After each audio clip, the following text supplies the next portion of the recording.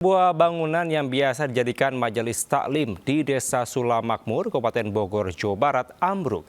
3 orang meninggal dunia, puluhan korban luka-luka, seluruh korban dievakuasi ke rumah sakit.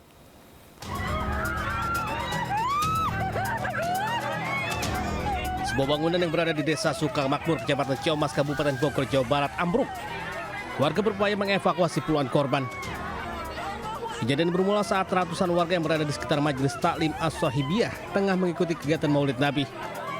Diduga bangunan tidak mampu menampung banyaknya jemaah hingga mengakibatkan bangunan 2 lantai tersebut ambruk.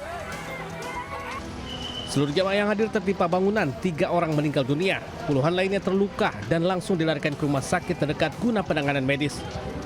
Akibat tidak mampunya menahan jemaah pada waktu acara Maulidan. Kita lihat sekarang kita melaksanakan evakuasi bersama Kodim, BPBD, Damkar maupun Pemda setempat untuk melaksanakan evakuasi. Petugas terus berupaya mengevakuasi korban yang diduga masih tertimpa reruntuhan bangunan. Dari Kabupaten Bogor, Jawa Barat, Wildan Hidayat Ayus melaporkan. Puluhan orang alami luka akibat tertimpa bangunan rumah ibadah di Kabupaten Bogor dirawat di RSUD Kota Bogor. Para korban terluka di bagian kepala, tangan, dan kaki. Tuh, hiji ambulan dari Desa Rahayu.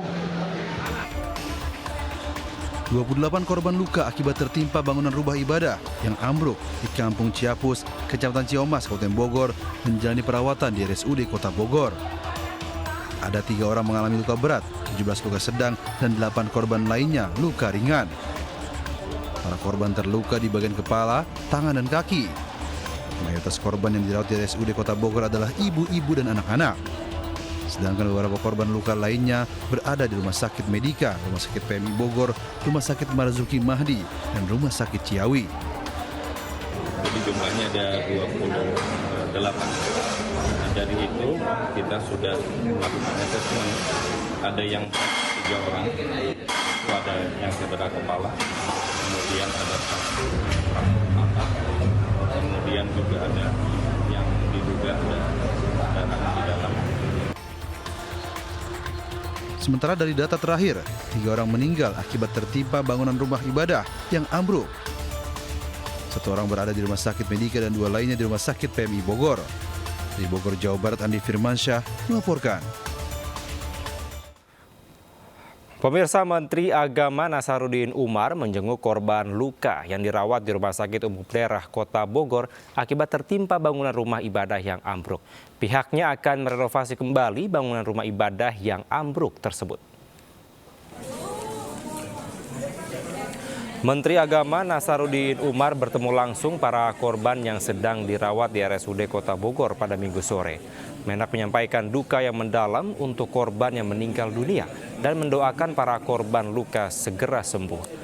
Menak Nasaruddin Umar berencana merenovasi bangunan rumah ibadah yang rusak akibat ambruk dan berharap kejadian serupa tidak kembali terulang. Ya, ini pembelajaran buat kita semuanya.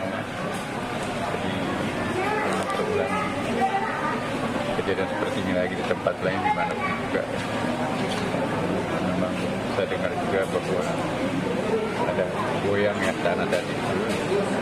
Allah wa'ala seperti apa karena kita tidak merasakan, cuman sementara kita menyaksikan apa yang menunggu hasil penyelidikan penyebabnya apa. Balon udara jatuh dan merusak sebuah rumah warga di Pamekasan, Jawa Timur. Akibat insiden tersebut, kerugian diperkirakan mencapai 20 juta rupiah.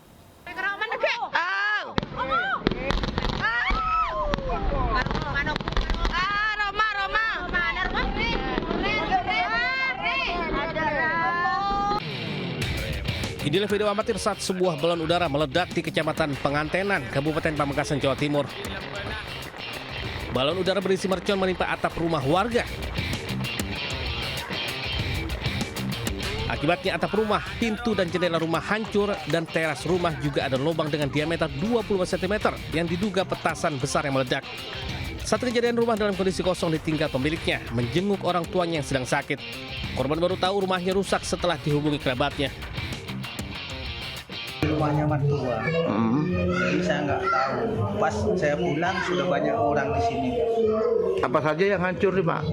Nggak cuma ini, kaca, itu asbes, pintu nggak ada lagi. Tidak ada yang terluka atau gimana? Nggak ada orangnya Pak. Belum diketahui siapa pemilik balon udara tersebut. Sementara kerugian yang diderita korban mencapai puluhan juta rupiah. Dari Pamekasan, Jawa Timur, Dedi Prianto, iNews melaporkan.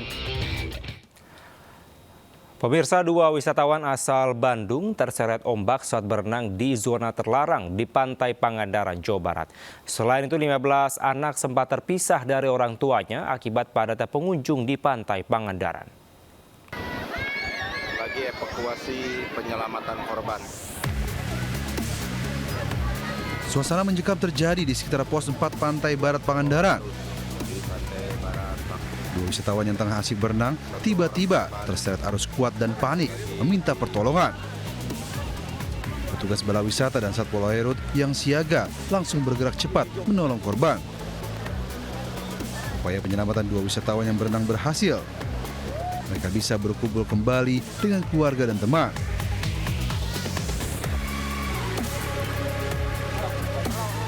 Di tengah padatnya wisatawan, kehebohan pun sempat terjadi di Pantai Pangandaran saat 15 bocah terpisah dari orang tuanya. Petugas berupaya menenangkan para bocah yang terpisah ini sambil menunggu orang tuanya menjemput. Laka laut itu ada 2 orang Bandung. Kejadiannya di pos 4 itu daerah bahaya 2, berbahaya daerah berenang. Tapi alhamdulillah bisa tertolong. Nah, untuk sementara bukan hanya wisatawan kita selamatkan, termasuk anak kecil yang terpisah dengan orang tuanya. Untuk mengantisipasi kejadian serupa, petugas gabungan patroli rutin di 5 pos penjagaan sepanjang Pantai Barat Pangandaran. Petugas juga memberikan sosialisasi dan memasang bendera merah sebagai tanda bahaya. Wisatawan diimbau tetap waspada dan tidak abaikan informasi agar tidak berenang di zona terlarang. Di Pangandaran, Jawa Barat, Irfan Ramadiansyah melaporkan. Seorang warga di wilayah Kabupaten Pasuruan, Jawa Timur menemukan bayi yang masih hidup di bekas kolam ikan di wilayah industri.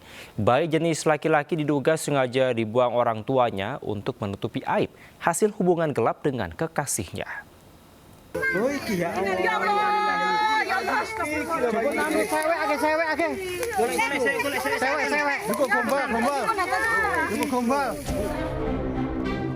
Warga desa Gunung Gangsir, Kecamatan Beji, Kabupaten Pasuruan, Jawa Timur dihebohkan dengan penemuan bayi di bekas kolam lele.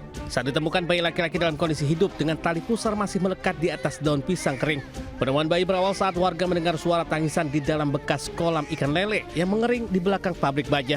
Peristiwa penemuan ini mengundang perhatian warga yang langsung mengecek dan mengevakuasi bayi ke puskesmas terdekat guna penanganan medis. Ini jenis kelaminnya apa, Bu? Laki-laki. Masih hidup ya? Masih. Ada darahnya ya? Ada banyak darahnya. Tentunya mungkin habis dilahirkan beberapa jam yang lalu. Terus dibuang ini? Iya. Ini darah industri ya, Bu? Iya. Diduga bayi dibuang orang tuanya yang malu hasil hubungan gelap. Sementara polisi menyelidiki kasus guna mengungkap pembuang bayi.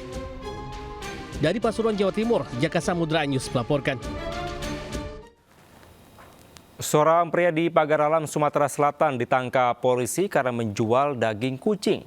Pelaku membohongi para pelanggannya dengan mengaku menjual daging kambing muda seharga Rp100.000 per kilogram.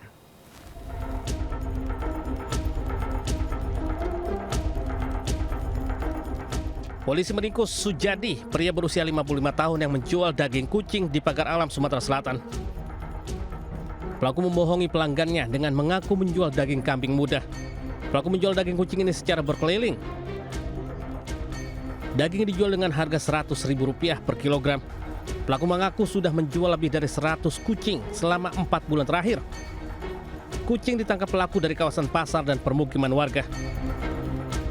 Dari keterangan pelaku, sementara ini yang bersangkutan melakukan tindakan tersebut sudah lebih dari 4 bulan. Kemudian kucing yang sudah dipotong dan dijual lebih dari 100 ekor. Untuk mempertanggungjawabkan perbuatannya, pelaku ditahan dan terancam hukuman 7 tahun penjara. Dari Pagar Alam, Sumatera Selatan, Yudi Fehman, iNews melaporkan. Pemirsa, diduga akibat korsleting, 4 ruangan di bangunan Sekolah Dasar Negeri Cibaregbek 1 di Cianjur, Jawa Barat ludes terbakar. Tak ada korban jiwa dalam peristiwa ini, namun sejumlah sarana sekolah ludes terbakar.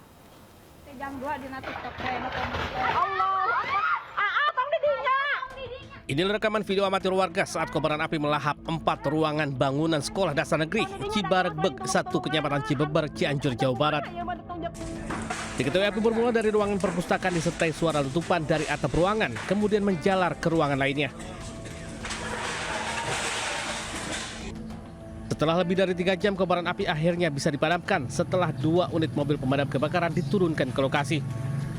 Tidak ada korban jiwa dalam peristiwa ini, namun sejumlah sarana sekolah termasuk kelengkapan operator sekolah ludes.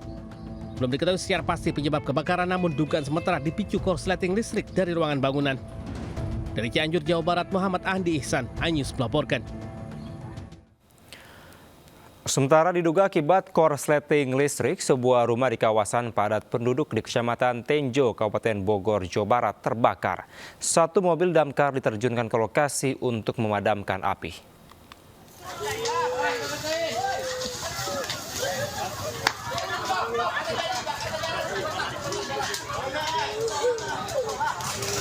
Sebuah rumah di kawasan padat penduduk di Kecamatan Tenjo, Kabupaten Bogor, Jawa Barat terbakar. Peristiwa ini terekam kamera warga. 1 mobil damkar diterjunkan ke lokasi. Petugas pemadam kebakaran berjibaku memadamkan api agar tidak menjalar ke rumah warga lainnya. Diduga kebakaran terjadi akibat korsleting listrik. Tidak ada korban jiwa maupun korban luka dalam kejadian ini. Kebakaran 1 unit rumah milik Saudara Samsu di Kampung Banteli, Desa Batok, Kecamatan Tenjo, akibat korsleting listrik, dan 3 unit motor terbakar sehingga kerugian sekitar 100. Hingga kini peristiwa kebakaran masih dalam penyelidikan Polsek Tenjo. Dari Kabupaten Bogor, Jawa Barat, Iwan Setiawan, iNews melaporkan. Pemirsa, sejak beberapa waktu terakhir harga beras naik di sejumlah wilayah. Di Kabupaten Jombang, Jawa Timur, warga mengantre panjang untuk mendapatkan paket beras gratis dari sebuah kelenteng.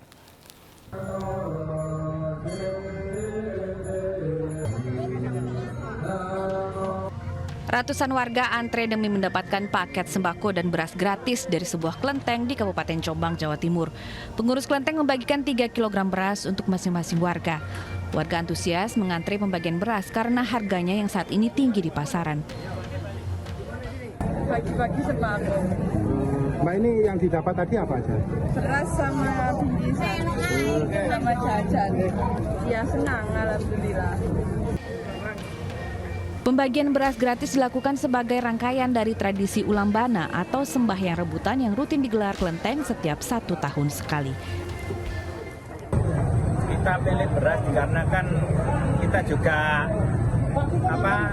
untuk sekarang ini harga beras kan lagi mahal, jadi kita bisa membagi beras kepada warga sekitar untuk meringankan beberapa warga sekitar. Saat ini harga beras semakin tinggi. Di pasar tradisional, beras mencapai Rp14.000 hingga Rp16.000 per kilogramnya. Dari Jombang, Jawa Timur, Muhtar Bagus, iNews melaporkan. Sementara di Jakarta, pemirsa, harga beras premium kembali naik dan langka. Salah satunya di Pasar Palmerah, Jakarta Pusat, harga beras premium mencapai Rp20.000 per kilogram. Pedagang beras premium di Pasar Palmerah, Jakarta menyatakan beras premium kini semakin langka di pasaran. Harga sebelumnya Rp18.000 per kilogram, kini meningkat mencapai Rp20.000 per kilogram. Untuk harga beras premium karungan dengan isi 20 kg melonjak mencapai Rp380.000.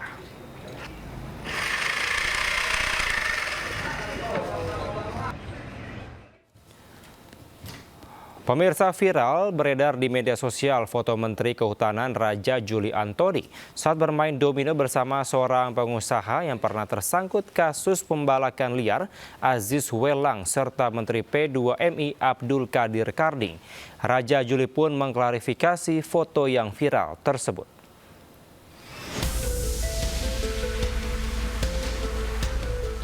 Viral di media sosial foto Menteri Kehutanan Raja Juli Antoni tengah bermain domino bersama seorang pengusaha yang pernah tersandung kasus pembalakan liar Aziz Welang, beserta Menteri Perlindungan Pekerja Migran Indonesia Abdul Qadir Karding dan juga Wakil Ketua Umum Dewan Pengurus Nasional Persatuan Olahraga Domino Andi Rukman Nurdin Karumpa. Menteri Kehutanan Raja Juli Antoni pun melakukan klarifikasi melalui akun Instagramnya soal viral foto dirinya bersama Aziz Welang. Raja Juli menyatakan pertemuan tersebut bukan agenda resmi, melainkan hanya pertemuan informal setelah ia janji bertemu dengan Menteri P2MI Abdul Qadir Karding di Posko Kerukunan Keluarga Sulawesi Selatan. Raja Juli pun menegaskan ia tidak mengenal dua pemain domino lainnya termasuk Aziz Welang. Ia juga mengaku tidak ada pembahasan mengenai kasus pembalakan liar sama sekali. Diketahui sebelumnya Direktorat Penegakan Hukum Kementerian Lingkungan Hidup dan Kehutanan menetapkan Aziz Welang sebagai tersangka pembalakan liar pada November 2024 lalu. Namun status tersangka dari Aziz Welang telah dibatalkan oleh putusan pra-peradilan di Pengadilan Negeri Jakarta Pusat tertanggal 9 Desember 2024. Putusan pra-peradilan tersebut pun menjadi dasar penyidik Dirgakum LHK untuk menghentikan pengusutan dan menerbitkan surat perintah penghentian penyidikan atau SP3. Tim Liputan iNews melaporkan. Pemirsa, seorang kreator konten di Bogor mendapati paket berisi kepala babi di depan rumahnya. Peristiwa yang diduga sebagai bentuk teror itu kini tengah diselidiki oleh pihak kepolisian. Assalamualaikum warahmatullahi wabarakatuh. Peristiwa tersebut terjadi pada Jumat sore. Mulanya korban mendapatkan kabar dari temannya bahwa terdapat paket di depan pagar rumah. Karena korban menganggap paket itu mencurigakan, korban pulang dengan mengajak satpam dan polisi setempat untuk mengecek isi paket. Korban pun mengaku terkejut paket yang ditujukan kepadanya berisi kepala babi. Sebelumnya, kreator konten dengan akun @walikonten ini aktif bersuara soal demonstrasi dan tuntutan rakyat atas kondisi tanah air saat ini. Buka itu isinya apa karena ini mencurigakan. Akhirnya kita pulang dan ketika pulang paketnya ada di depan pagar. Aneh banget, biasanya paketnya itu ada di dalam untuk nggak tuh dilempar atau mungkin bisa juga dititipin sebenarnya. Tapi ini paketnya malah ada di luar pagar. Nah, karena gue nggak berani ngebuka itu isinya apa karena ini mencurigakan, akhirnya gue nelpon pihak aparat terkait gitu, pihak kepolisian, dan juga gue hubungin beberapa orang-orang yang bisa untuk datang, termasuk Bapak Satpam juga gue undang untuk datang ke situ untuk ngecek. Lalu akhirnya kita cek lah itu, hujan daging babi cukup besar, akhirnya cek dan gue yang ngecek sendiri, gue yang gunting, tapi disaksikan oleh pihak security dan juga pihak kepolisian. Daging babi ini Pak. Dan ternyata ketika dibuka isinya kepala babi. Ribuan kendaraan wisatawan meninggalkan kota Bandung, Jawa Barat dengan membadati Jalan Paster. Kepadatan arus lalu lintas juga terjadi di kilometer 125 ruas tol Purbalenyi, Cimahi arah Bandung menuju Jakarta.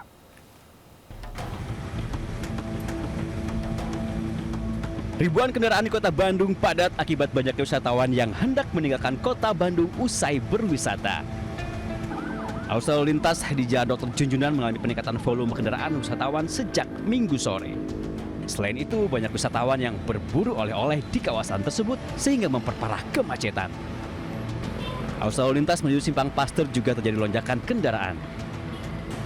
Dari data Jasa Marga, sebanyak 33.839 kendaraan masuk ke gerbang tol Paster. Kepadatan juga terjadi di KM 125 ruas tol Purbalenyi Cimahi dari arah Bandung menuju Jakarta. Kendaraan pribadi akan kembali ke kota asal usai liburan mendominasi ruas tol ini. Antrean kepadatan juga terjadi di rest area KM 125 kota Cimahi. Kepadatan arus kendaraan diprediksi akan terjadi hingga Minggu dini hari. Tim Liputan iNews melaporkan. Sementara momen libur panjang, penumpang Wush naik hingga 20%. KCIC bahkan hadirkan promo gratis masuk sejumlah destinasi wisata di Bandung hingga diskon hotel dan juga kuliner.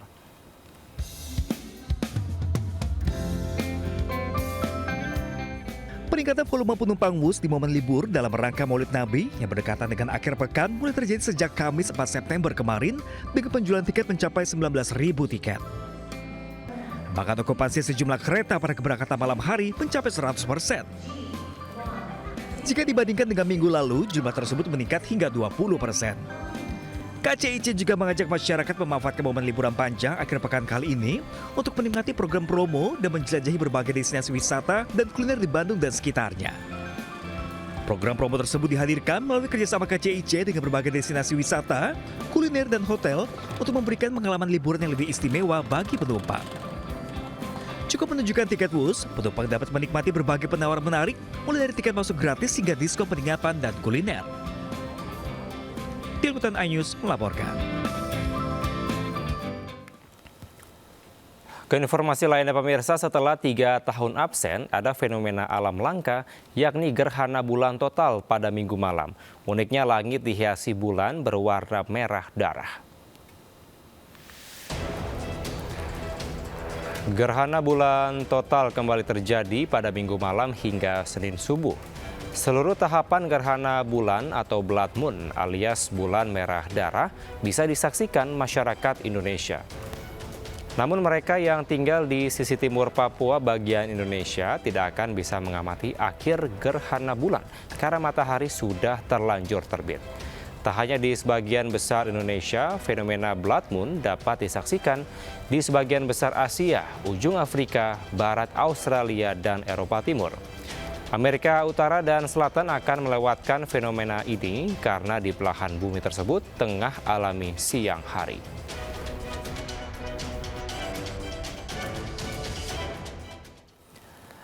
Ke informasi mancanegara pemirsa, misi kemanusiaan menembus blokade Gaza melalui jalur Laut Mediterania terus digelorakan oleh ratusan aktivis kemanusiaan pro-Palestina termasuk puluhan aktivis asal Indonesia. Guna mempersiapkan perjalanan kemanusiaan ini, sejumlah pembekalan untuk pelayaran terus dilakukan.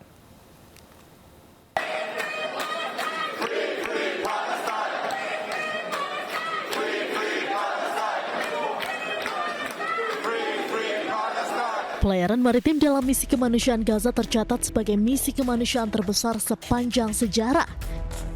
Tercatat sebanyak 44 negara dan ratusan aktivis kemanusiaan tergabung dalam gerakan global Sumut Flotilla. Mereka bertekad akan menerobos blokade Israel untuk membuka koridor kemanusiaan untuk rakyat Gaza yang kini mengalami genosida. Salah seorang anggota steering committee global Sumut Flotilla sekaligus koordinator Sumut Nusantara, Muhammad Nadir Al-Nuri menyebut misi pelayaran kemanusiaan terbesar ini belum pernah dilakukan sebelumnya. Guna menyiapkan pelayaran tersebut, sejumlah pelatihan dan pembekalan bagi aktivis terus dilakukan sembari menunggu kapal berlayar dari Tunisia menuju Gaza. Bersama-sama di dalam satu usaha di bawah nama Sumut Nusantara, berada bersama-sama dengan Global Sumut Flotilla yang diwakili lebih sebenarnya daripada 50 buah negara akan bergerak bersama-sama untuk memecahkan kepungan ke atas Gaza melalui jalan laut dan insya-Allah membuka humanitarian koridor laluan kemanusiaan supaya bekalan makanan, perubatan dan sebagainya boleh dibawa masuk ke dalam bumi Gaza. Indonesia bersama Malaysia dan sejumlah negara lainnya dari Asia Tenggara dan Asia Selatan akan diberangkatkan pada awal pekan ini dari Tunisia menuju jalur Gaza. Sejumlah bantuan kemanusiaan seperti makanan dan obat-obatan juga turut dibawa. Aksi kemanusiaan ini lebih mengedepankan aksi damai dan tanpa kekerasan sehingga diharapkan Israel membiarkan konvoi laut ini masuk ke dalam jalur Gaza.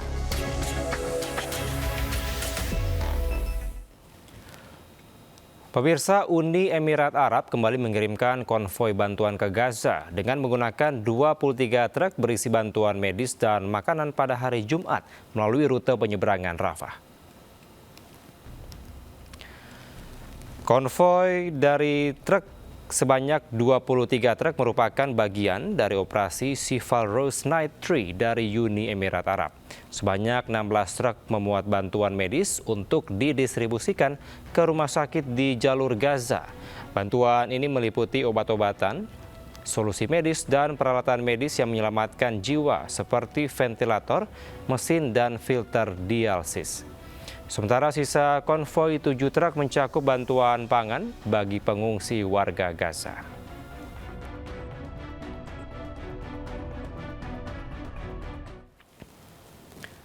Tiga 13 warga Palestina terluka usai diserang sekelompok milisi Zionis bersenjata api di desa Kilet Al-Daba Selatan, tepi barat. Inilah para lansia dan balita di desa Kilet Al-Daba Selatan, tepi barat Palestina yang menjadi korban kekerasan oleh milisi Zionis Israel. Para penjajah juga meneror warga sipil Palestina dengan menembaki rumah dan menghancurkan sejumlah perabotan. Petugas medis yang tiba langsung mengevakuasi para korban ke rumah sakit terdekat. Aksi keji penjajah Israel ini meninggalkan trauma yang mendalam bagi warga Palestina.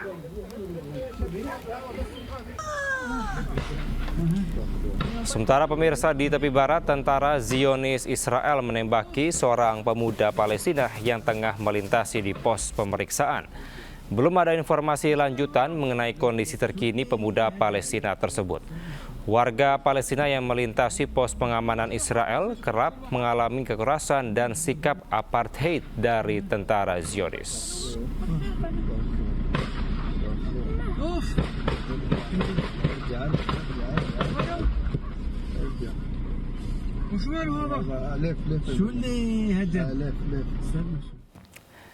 Pemirsa, seekor paus besar sepanjang hampir 8 meter ditemukan mati dan terdampar di Desa Tabah Hijrah, Kecamatan Gane Timur, Kabupaten Halmahera Selatan, Maluku Utara.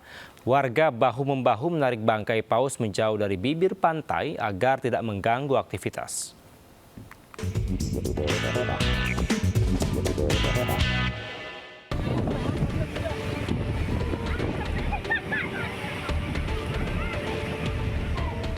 Inilah video amatir saat seekor paus besar terdampar di pantai Desa Tabah Hijrah, Kecamatan Gane Timur, Kabupaten Halmahera Selatan, Maluku Utara.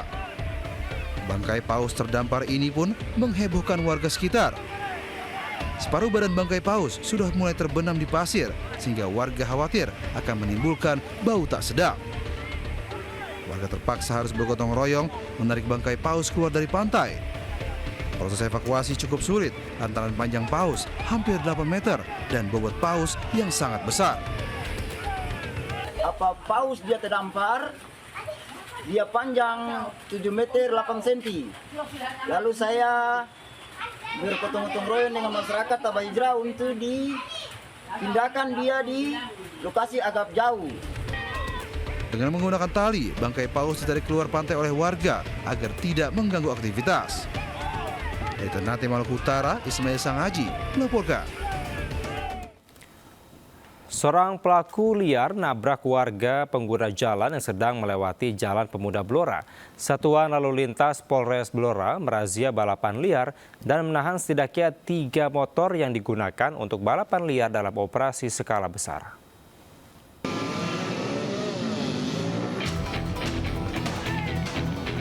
Inilah detik-detik saat para pembalap liar adu banteng dengan pemotor warga di Jalan Pemuda, alun-alun Kota Blora, Jawa Tengah.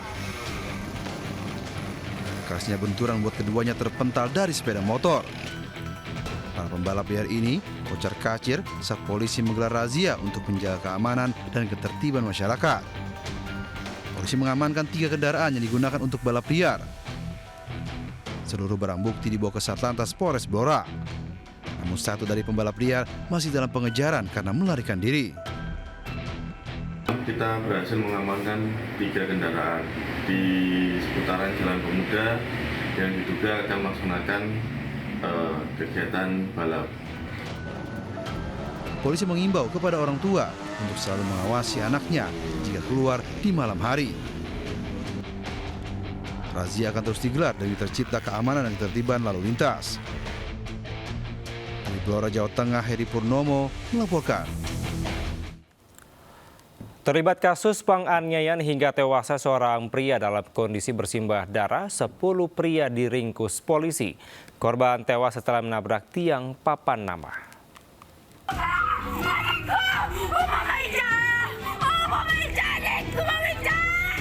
Pasca tewasnya seorang pria di Jalan Angkasa Raya Panakukang, Kota Makassar, polisi mengamankan 10 pria di sejumlah lokasi berbeda di Kota Makassar. Yang mengejar siapa? Ke-10 pria ini diamankan lantaran terkait kasus pengeroyokan yang mengakibatkan seorang pria tewas dan menabrak papan nama. Korban mengalami luka-luka akibat pengeroyokan yang dilakukan para pelaku. Korban dinyatakan tewas di tempat kejadian perkara. Para pelaku menggunakan batu dan ditusuk menggunakan benda tajam. Jadi dilihat dari hasil pemeriksaan bahwa memang betul ada hasil tikaman yang berada di sebelah kanan. Untuk motifnya sendiri Bang, sampai korban dikejar dan dianiaya itu apa Bang? Untuk motifnya kesalahpahaman. Sebelumnya ratusan warga mendatangi seorang pria yang tewas setelah dikeroyok pelaku. Korban dan temannya menabrak tiang papan nama. Korban tewas, temannya kabur menghindari pengeroyokan pelaku. Korban warga Jalan Sukamana berniat mencari teman namun tidak ditemukan. Kini polisi masih melakukan pengejaran terhadap 2 pelaku lainnya yang merupakan tersangka pelaku utama dan menganiaya korban menggunakan senjata tajam. Dari Kota Makassar, Sulawesi Selatan, Muhammad Nurbone, iNews melaporkan. Pemirsa, aksi tawuran 2 kelompok pria kembali terjadi di bagian Deli, Kota Medan, Sumatera Utara.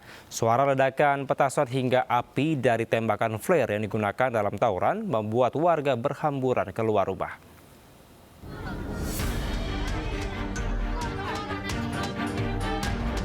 Aksi tawuran antar kelompok pria ini terjadi saat warga di kawasan Kelurahan Bagan Deli, Medan Belawan, Kota Medan, tengah tertidur.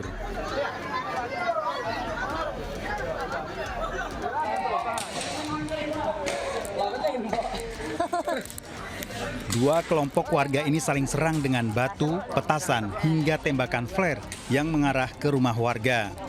Peristiwa membuat masyarakat di kawasan ini panik dan berhamburan keluar rumah. Sejumlah pria terluka dalam peristiwa tawuran ini.